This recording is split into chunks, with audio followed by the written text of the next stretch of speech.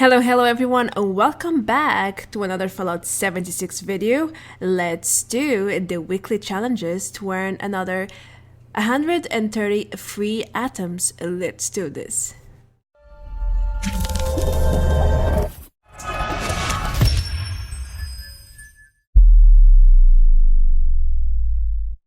Hey, so we are back to another weekly challenge guide. I'm going to be walking through to help you achieve all these 4 challenges, including the survival weapon one.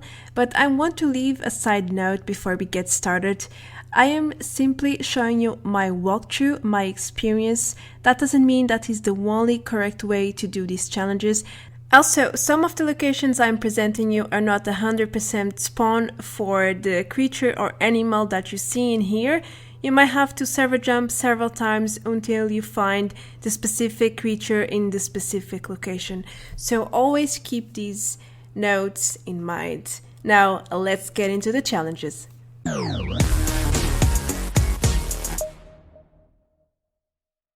Every week Bethesda asks us to claim a certain workshop. This week is Monongah Power Plant. It's right in the middle of the map and it should be fairly easy to claim it. Simply go to the Monongah Power Plant and then run to the workshop. It's a little bit further into the west. Don't forget to kill whatever or whichever enemies you find around it and then claim, pay some caps, and wait until it's done. Then just enjoy the free caps because this is certainly the easiest and quickest challenge to do every week. Next, we have a repeated thing to do. It was actually part of last week's weekly challenges, which is kill 25 enemies in Grafton. Now, that might sound boring, it kinda is, but it's very easy to do as well. All you have to do is head to the Grafton city and kill pretty much anything you see. I suggest you to join the events that normally start when you come here, because they spawn even more enemies, which makes things easier to do. Otherwise, just server jump until you are done, because the enemies can be a little bit limited sometimes when there are no events. It's difficult to find 25 in total to finish this challenge. But as I said, if you have that problem, simply server jump and you should be done in no time. A small reminder here, enemies are very low level, so you don't need to worry about power armor or very strong weapons or ammo. You can just come with a melee weapon and smash the hell out of them. You will probably 2-3 hit them if you have no perks. If you do, which is my case, then you will one hit everything, no problem. And that's pretty much all you have to do here. The third weekly challenge I have selected for you here is perhaps the most difficult one to complete because it's quite time consuming. First you need to either pick the boxing gloves or the Fatman. I choose the boxing glove, especially because I already had a legendary one, but if you don't, you can head to the Green Country Lodge and then you need to visit the gym, which is this room right here. And you will find a boxing glove at the bottom shelf below the radio and the holotape. That should be enough to complete this challenge, I hope. Before we start farming legendaries, I want to make a quick suggestion. If you have Iron Fist in strength, then make sure to use it because it increases unarmed damage and we kinda need it for the glove. I only have 1 perk, level 3, but that's enough for now. Let's head to the iconic White Spring Wolf Club, where you can usually find lots of legendary enemies.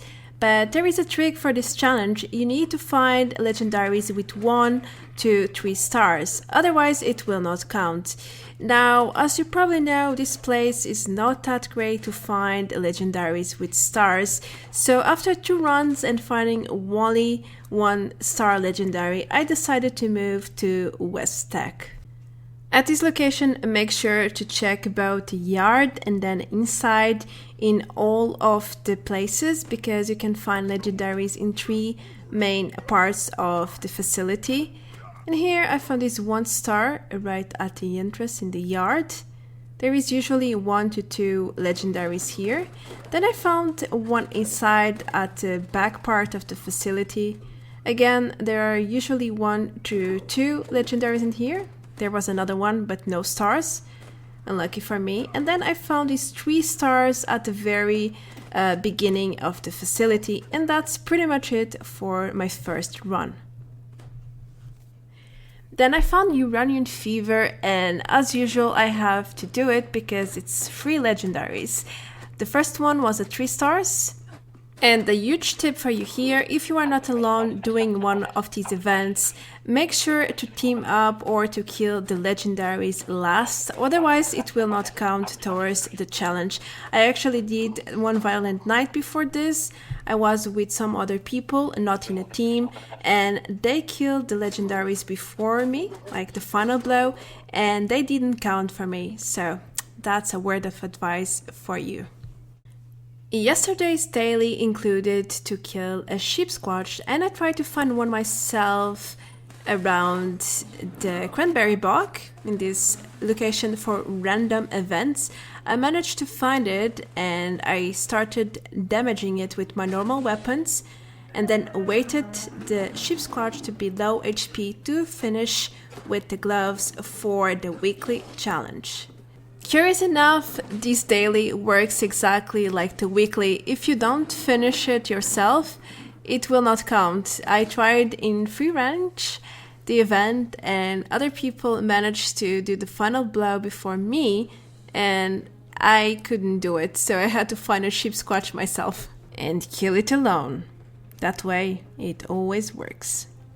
I found one violent night again, but this time I made a party.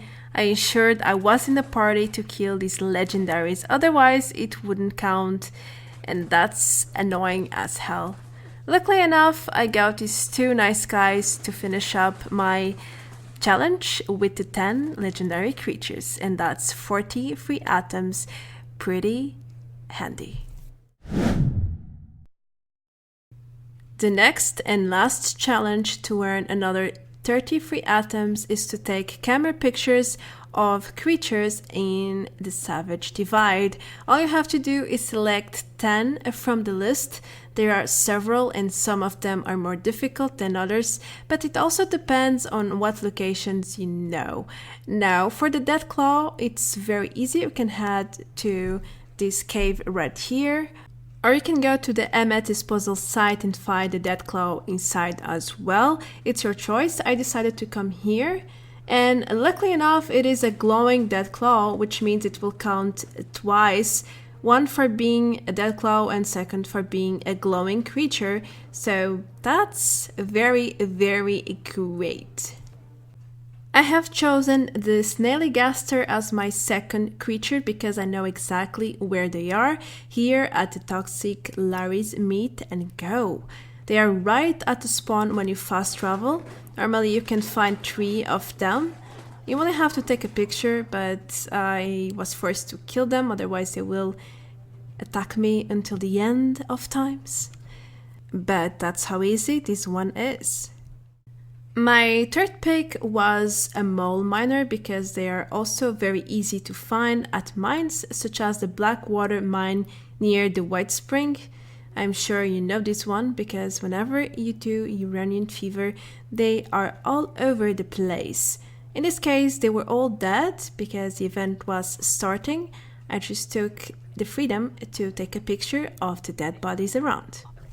Mole rats are very common to find, but I didn't find it at the mines I visited, so I started looking for other places, such as this one at the Atom Acre houses, and I managed to find some rats fighting with Scorched and ghouls, and that's everything I needed. Picture, and that's it. Let's move on.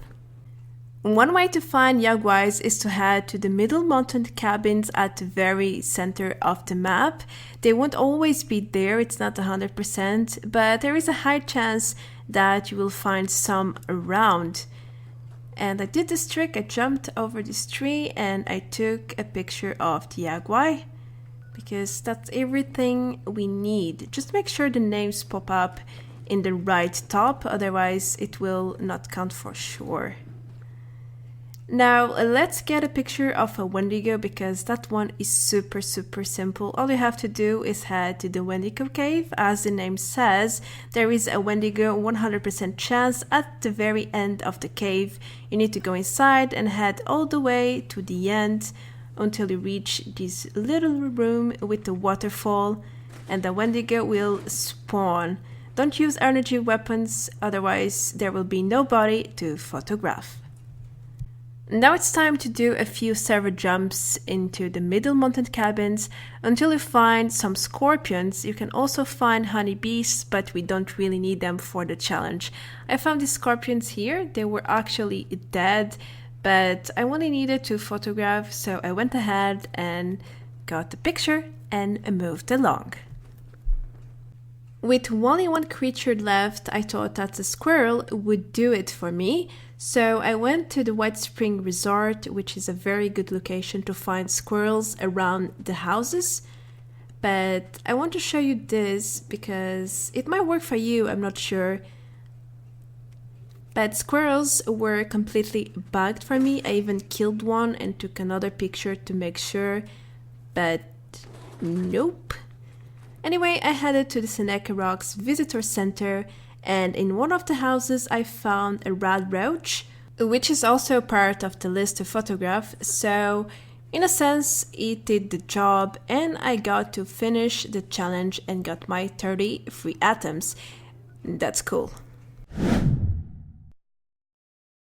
We are done with the atoms for now, but I want to show you how to do the spread anarchy in survival mode and actually earn your disorderly conduct. It's a legendary 3-star weapon, a melee one, and it's a quite very good looking one. First of all, you should head to the Miners Monument in adventure mode and collect one of these protest signs to use as a weapon. I got this jobs one, any of them will do. Then the trick here is to log out from adventure and log into a survival mode. You will end up here, but in my case, everything spawned at the same time. It was super laggy, I was about to die. So I ended up killing all of the robots here with my normal weapon. I was forced to go to the Watauga, either go to the station or use an event nearby and then walk to Watauga, because we need to find a robot to kill, and that's what I kinda did. I found the robot, I damaged it a little bit, then finish it off with the sign protest thingy, which is super weak and annoying to use, and that's one sub-task done. Then head here to the middle of Watauga, where you can find a place with beer bottles, because we kinda need it to craft the explosive Molotov that they want us to craft. Or you can head here to the Watauga Shopping Plaza, where you can find several beer bottles in this shelf behind the vendor. For the next subtask, you need to have an explosive weapon, and that I can't really tell you or teach you how to get, because it's solely based on luck, or you need to purchase it from another player. I have 2 of them, so I just had it here near the White Spring. There is this small power plant, and it normally has ghouls. You need to kill a ghoul or a human-like creature as they define it, but it's not Scorch, it's ghouls. At least I tried in a Scorch before and it didn't really work. For the third step, we need to go to a church or shrine and then get naked and take a picture. That sounds very bizarre, but I had it here to the Heaven Church. It's a bit far away, so I suggest you to log out here in adventure and then log back in survival. Take off all your clothes, take a picture, and that's pretty much what you have to do. The final step, you need to head to a Tinker's Bench. I went to my camp and then go to grenades, and the first option for me at least is the Molotov cocktail. And you will need 4 ingredients to craft this: adhesive, cloth, and oil. They are fairly easy to get in the world. And then the beer bottles that you should have looted from Watauga. If you didn't, then go back and you have 2 locations to get some. And here's a small preview of the disorderly conduct. It's a 3-star level 45 with some electric damage besides the physical one, of course. The speed is medium, and honestly, it's nothing special. I even did a small test with the gladiator perks, which are the melee perks for one-hand weapons. I mean, it looks pretty nice visually, but the damage is quite low. I have several other weapons that are much better. That's it. You have completed your 4 weekly challenges, hopefully, and earn up to 130 free atoms. I have also shown you how can you get the not so good melee weapon that is pretty difficult to get unless you have an explosive weapon. Anyway, you get my point. Thank you so much for watching. I hope this guide was somewhat useful to you, or it has helped you in any way possible. That's why I am creating these guides, to help you guys. I'm Marta Branco. Thank you so much for watching. If you are new to the channel and you enjoy the content, then make sure to subscribe to help me grow. Thank you in advance. Moreover, if you would like to support me even further, feel free to check my Patreon page. We have tiers for everyone. Thank you again for watching. I will see you very soon in my next video. Adios. Bye bye.